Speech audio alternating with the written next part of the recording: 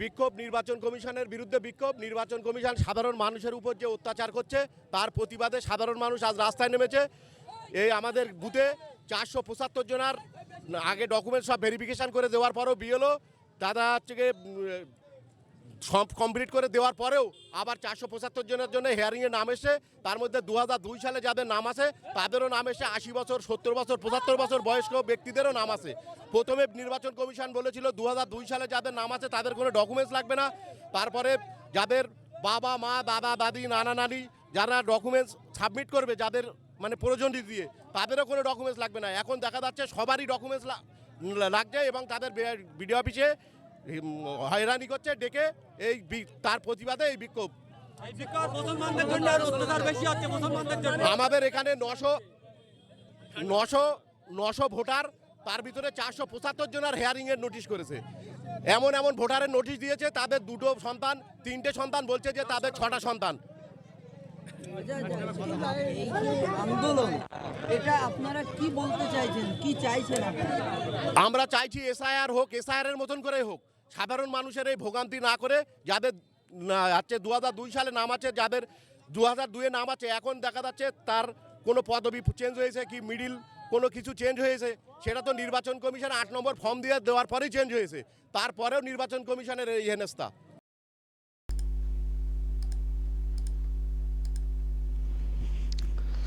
দর্শক দেখছেন ক্ষোভ বিক্ষোভ এই যে দেখানো হচ্ছে, এটা শুধু একটা জায়গাতে না, এই রকম গোটা রাজ্যের বিভিন্ন প্রান্তে হচ্ছে।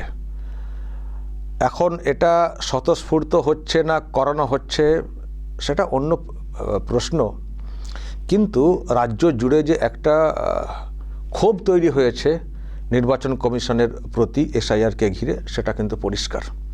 প্রচণ্ড ক্ষোভ তৈরি হয়েছে। কারণ তো শুনলেন, আমি আরও সব দেখলাম, সত্যি তারা 3 ভাই বোন। আমাকে আজকেই খানাকুল থেকে একজন তাকে যে নোটিশটা পাঠানো হয়েছে সেটা আমাকে পাঠিয়েছেন যে দেখুন আমরা 3 ভাই বোন, আমাদেরকে বলা হচ্ছে আপনার বাবার 6-7 ছেলে মেয়ে এইরকম দাবি এসছে, ফলে আপনাকে ডাকা হচ্ছে। আমরা 3 ভাই বোন, 6-7 জন কোথায়? 6-7 জন বা তার বেশি হলে সেরকম তো ডাকা হচ্ছেই, কিন্তু কম তাদেরকেও ডাকা হচ্ছে। এখন কেউ হয়তো বলবেন, হতে পারে তিনি হয়তো জানেন না, তারা হয়তো 3 ভাই বোন, কিন্তু তার বাবার নাম ইউজ করে হয়তো আরও কেউ নাম দিয়েছেন, হয়তো সেই জন্য ডাকা। কিন্তু সত্যি কি সেটা মানে এত সংখ্যায় এই রকম অসঙ্গতি পাওয়া যাচ্ছে? আর এর জন্য সকলকেই ডাকা হচ্ছে, মানে সব কটা ভাই বোনকে নোটিশ, সব কটা ভাই বোন। ধরুন মানে বাবা হয়তো বেঁচে আছেন, বাবাকে ডেকে ভেরিফাই করলেই হয়ে যায়, কিন্তু সব ছেলে মেয়েকে নোটিশ। এই করতে গিয়েই তো এত নোটিশের সংখ্যা বেড়েছে না। আমি দেখছি এই অসঙ্গতির যেগুলো যা বলা হচ্ছে তার মধ্যে ওটাতে একটা বিরাট সংখ্যা। আপনার বাবাকে অনেকে বাবা বলে দাবি করেছেন, সবাই একটাই কমন কথা, 6-7 জন ভাই বোন। তো এটা করতে গিয়ে সংখ্যাটা বেড়েছে, নোটিশের সংখ্যা বেড়েছে। আর আরেকটা করা হচ্ছে কি, যখন যাচ্ছেন কেউ তাদেরকে সত্যি খুব হেনস্থার শিকার হতে হচ্ছে, মানে বসে থাকতে হচ্ছে অনেকক্ষণ। এবং এটাও কমিশন যখন বলে দিয়েছে যে এতগুলো ডকুমেন্টের মধ্যে একটা দেখালে হয়ে যাবে, এখানে নাকি অনেক ক্ষেত্রে হচ্ছে 3-4টে করে ডকুমেন্ট চাইছে, সেগুলো দেওয়া হচ্ছে, তারপর বলছে ওটা নেই, যেটা নেই সেটা। মানে এই যে মনে হচ্ছে ওখান থেকে যে একটা হেনস্থা করার চেষ্টা। এখন সাধারণ মানুষ কি বুঝছেন এখান থেকে? সাধারণ মানুষ এটাই বুঝছেন যে কমিশন হেনস্থা করছে, কারণ কমিশন এসআইআর করাচ্ছে না, কমিশন হেনস্থা করছে। তাছাড়া এখানকার শাসক দল তারা তো পরিষ্কার বলে দিচ্ছে যে কমিশন আপনাদেরকে হেনস্থা করছে, কমিশন ডেকে পাঠাচ্ছে, কমিশন এইসব করছে ইত্যাদি ইত্যাদি।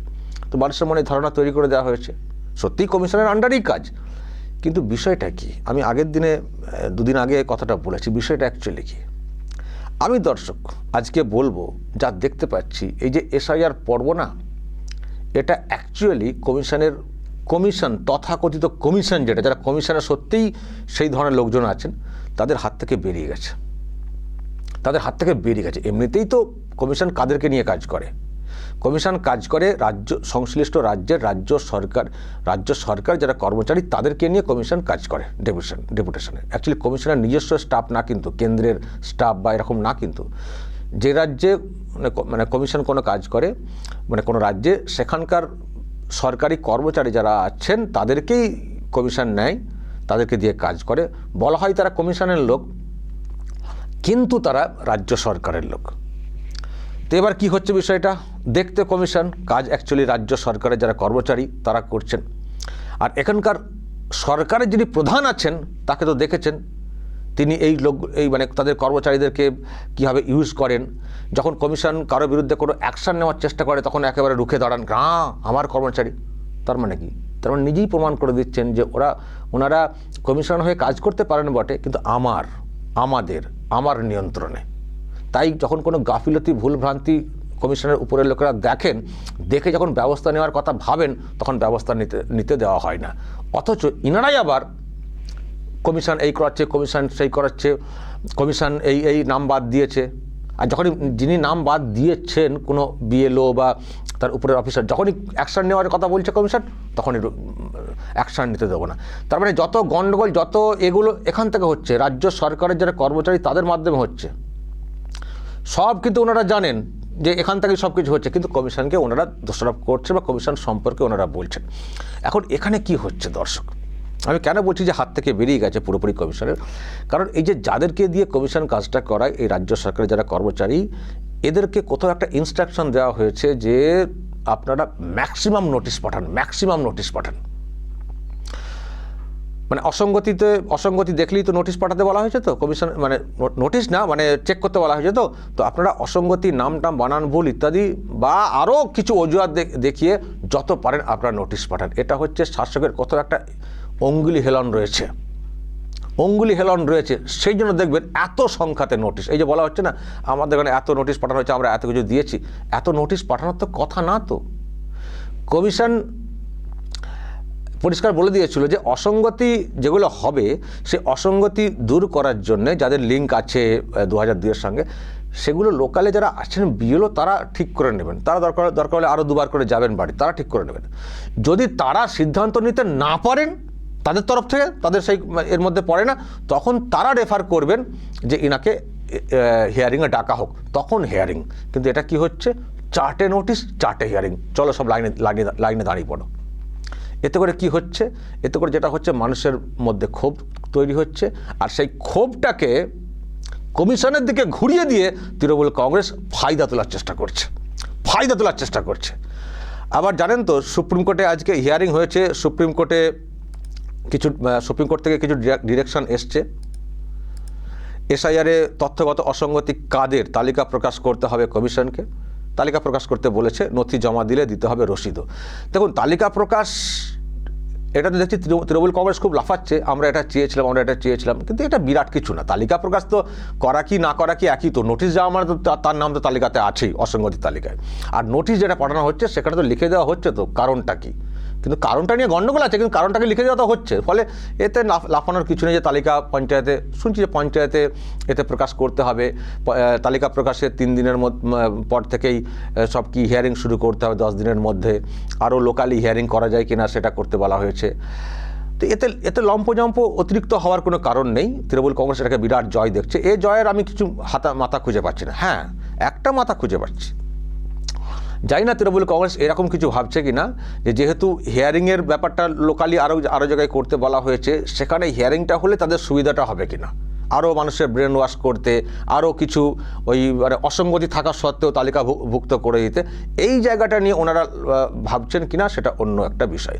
আর যারা বিএলএ তাদেরকে ঢুকতে দিতে হবে যেটা বলা হয়েছিল, যদিও সুপ্রিম কোর্ট বলেছে ওই রকম না, কোনো মানুষ তার প্রয়োজনে যদি কাউকে নিয়ে যেতে চান যে তার বিষয়ে বলার জন্যে, তিনি আইনজীবী হতে পারেন বা যে কেউ হতে পারেন, সেই হিসেবে বিএলএও যেতে পারেন তার সহযোগী হিসেবে। যে সারাক্ষণ উনি ঢুকে বসে থাকবেন সবার জন্য, এরকম কিছু না। তো এখন এইগুলোকে বিএলএ এন্ট্রি অমক তমক নিয়ে খুব লম্পজম্প দেখছি করছে তৃণমূল কংগ্রেস। অভিষেকও দেখলাম খুব গরম কথা বলছেন, আমাদের জয়, অমক তমক, কোর্টে হারিয়েছে, এবার ভোটে হারাবো। আমি তালিকা প্রকাশ নিয়ে এতে বিরাট কিছু আহামারি কিছু দেখতে পাচ্ছি না। তালিকা প্রকাশের করা না করা কি যায় আসে, নোটিশ তো মানুষ দেখতে পাচ্ছেন। কিন্তু হ্যাঁ, লোকালি হিয়ারিং যেমন ওনারা ভাবছেন যে আরও ব্রেন ওয়াশ করবো, কিন্তু মানুষ যারা হ্যারাসের শিকার হচ্ছেন ব্লক অফিসে গিয়ে লাইন দিয়ে, তারা হয়তো লোকালি তাদের খানিকটা সুবিধা তারা সেটা ভাববেন যে পঞ্চায়েতে যদি হিয়ারিংয়ের ব্যবস্থা, আমি জানি না সেটা পঞ্চায়েত লেভেলে আসবে কি না, বলেছে আরও অনেক জায়গায় করতে বা হিয়ারিংয়ের বাড়াতে বলেছে।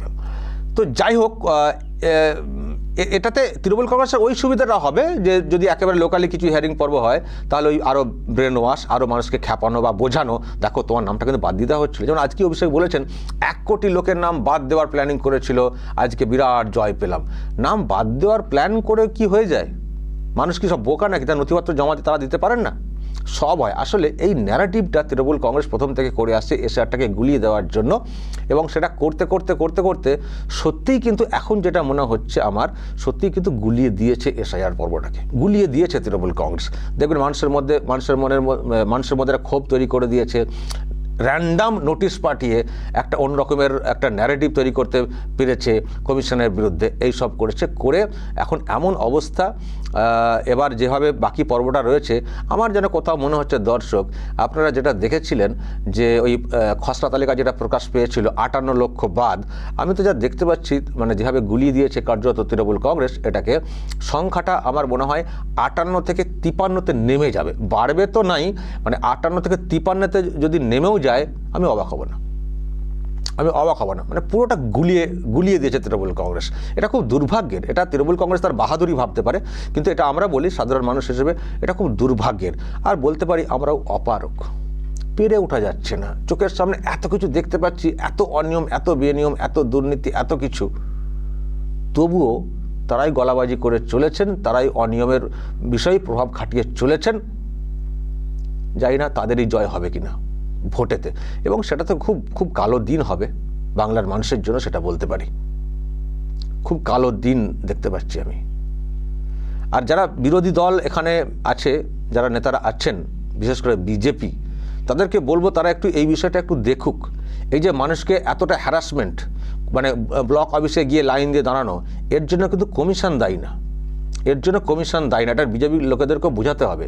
এই যে মানুষকে হ্যারাস করা হচ্ছে বলে যে খ্যাপানো হচ্ছে যে তৃণমূলের তরফ থেকে, অ্যাকচুয়ালি তৃণমূল কংগ্রেসই কৌশলে এটা করালো তৃণমূল কংগ্রেস পুরো লোকালি। আবার বলছি, যতই কমিশনের লোক বলুন না কেন, সবটাই কন্ট্রোল কার দ্বারা? রাজ্য সরকারের যারা আছেন তাদের দ্বারা। তারা পুরো লোক ফিট করেছেন বিভিন্ন স্তরে, তাদেরকে দিয়ে র্যান্ডাম নোটিশ, এই নোটিশ পাঠানোর কোনো প্রয়োজন ছিল না, এত লোককে নোটিশ পাঠানোর কোনো প্রয়োজন ছিল না। ধরুন যারা ব্ল্যাঙ্ক রেখেছেন, লিঙ্ক দেননি, তাদেরকে নোটিশটা অবশ্যই পাঠানো জরুরি। যারা লিঙ্ক দিয়েছেন তাদের বিষয়ে মানে প্রথমে বিএলও যারা আছেন সেখান থেকে ভেরিফাই করে দেওয়া যেতে পারতো, তাহলে এত মানুষকে ডাকতে হতো না। সব মানুষ তো সমান না। আমরা যেমন আমার ওয়াইফকে পাঠানো হয়েছে, আমরা বলেছি আমরা কোঅপারেট করব, আমরা কোথাও বুঝছি আমরা কোঅপারেট করতে চাই। সব মানুষ তো সমান না। সব মানুষ মানে মানুষকে খেপানো হচ্ছে না যে আপনাদেরকে হ্যারাস করা হচ্ছে, নাম বাদ দিয়ে দেওয়ার চেষ্টা হচ্ছে। বাদ দেওয়ার চেষ্টা কোনোটাই না, কিন্তু ওই আর কি, কমিশনকে দিয়ে, কমিশনের নিচু স্তরের লোকজনদেরকে দিয়ে নোটিশ পাঠানো। দেখুন আমার ওয়াইফকেও যে হ্যারাস করার চেষ্টা হচ্ছে না সেটা বলবো না, কিন্তু আমরা সেটাকে হ্যারাস হিসেবে নিতে চাই না, কারণ আমরা মনে করি যে একটা বড় কাজে সমর্থন করা উচিত, সাপোর্ট করা উচিত প্রত্যেকটা মানুষের। কিন্তু এটা আমরা বুঝছি, যারা আমরা চাইছি, কিন্তু সব মানুষ তো চান না, এরকম ব্যাপার। আর অযথা ভয় দেখানো হচ্ছে তো ভয় দেখিয়ে তৃণমূল কংগ্রেস কিন্তু গোলাতে পেরেছে এত মানুষকে, মানে এই নোটিশ ইস্যুটা করিয়ে। এটা বিরাট কৌশল করেছে তৃণমূল কংগ্রেস। তাই যারা বিরোধী আছে এখানে, বিরোধী পার্টি, তাদের বোঝাতে মানে শুরু করা উচিত, মানে নামা উচিত যে হ্যারাসমেন্ট, যে বিষয়টা, যে সংখ্যা নোটিশের কথা বলা হচ্ছে, এটার জন্য দায়ী একমাত্র তৃণমূল কংগ্রেস। তারাই কিন্তু এত নোটিশ প্রভাব খাটিয়ে ইস্যু করার ব্যবস্থা করেছে, কমিশনের যারা উপরে বসে রয়েছেন তাদের নজরকে এড়িয়ে। কারণ এত লোককে নোটিশ পাঠানোর কোনো প্রয়োজন ছিল না। লোকালি যারা আছেন বিএলও, তারাই কিন্তু অনেকটাই সলভ করতে পারতেন। শুধুমাত্র এ করা। আর একটা কথা, নিশ্চয়ই খোঁজ খবর আপনারা পেয়েছেন, মুসলিম সেকশনে সব থেকে বেশি নোটিশ ইস্যু করা হয়েছে এবং সেটা দেখবেন তৃণমূল কংগ্রেস কৌশলে বলছেও, দেখছেন মুসলমানদেরকে বেশি ইস্যু করা হয়েছে। মমতা ব্যানার্জি নিজে বলছেন। তার মানে কি, এটাও একটা পলিটিক্যাল ইস্যু ন্যারেটিভ তৈরি করার চেষ্টা, যে মুসলিম বিরোধী একটা কাজকর্ম, এটা বলে মুসলিমদেরকে ঐক্যবদ্ধ করে তাদের দিকে টানার চেষ্টা করছে তৃণমূল কংগ্রেস। এটা কিন্তু আমি অ্যাটলিস্ট বুঝতে পারছি, জলের মতো পরিষ্কার। কিন্তু এটা সাধারণ মানুষ তো সবাই তো বুঝছেন না, তো তাদেরকে বোঝানোর যে কাজটা সেটা বিরোধীদের করতে নামাটা উচিত। তা না হলে তারা যদি মনে করেন যে ভালোই তো হচ্ছে, এত তো নোটিশ ভালোই তো দেখতে লাগছে, তাহলে টের পাবেন। আর 14ই ফেব্রুয়ারি দেখুন না কত নামবাদটা যায়, দেখুন। আমি তো যা দেখতে পাচ্ছি 58 লাখ থেকে নেমে 53 লাখে না নেমে যায়। ফলে মানুষকে এখন থেকে বোঝাতে হবে, যাদেরকে ক্ষুব্ধ করার চেষ্টা করেছে তৃণমূল কংগ্রেস এই র্যান্ডাম নোটিশ পাঠিয়ে, এর দায় এর জন্য দায়ী তৃণমূল কংগ্রেস। এটা কিন্তু মানুষকে এখন থেকে বোঝাতে শুরু করতে হবে, এখন থেকে। এবং এটাই কিন্তু সত্য কথা, এটাই কিন্তু সত্য কথা। আমি যে একটা চাপিয়ে দেওয়া কথা বলছি সেটা কিন্তু না, এটাই কিন্তু সত্য কথা। ঠিক মতো করে যদি আপনারা করেন না, ইনভেস্টিগেট করেন না যে কোথায় কী হয়েছে, দেখবেন যেটা বলছে সেটাই। না হলে এত সংখ্যার নোটিশ কখনোই ইস্যু হতে পারে না। শুধু মানুষকে খেপানোর জন্য তৃণমূল কংগ্রেস এই কৌশলটা নিয়েছে। দর্শক বলবেন, যদি আপনাদের এই নিয়ে আরও কিছু বলার থাকে অবশ্যই বলবেন এবং নজর রাখবেন আরামবাগ টিভিতে।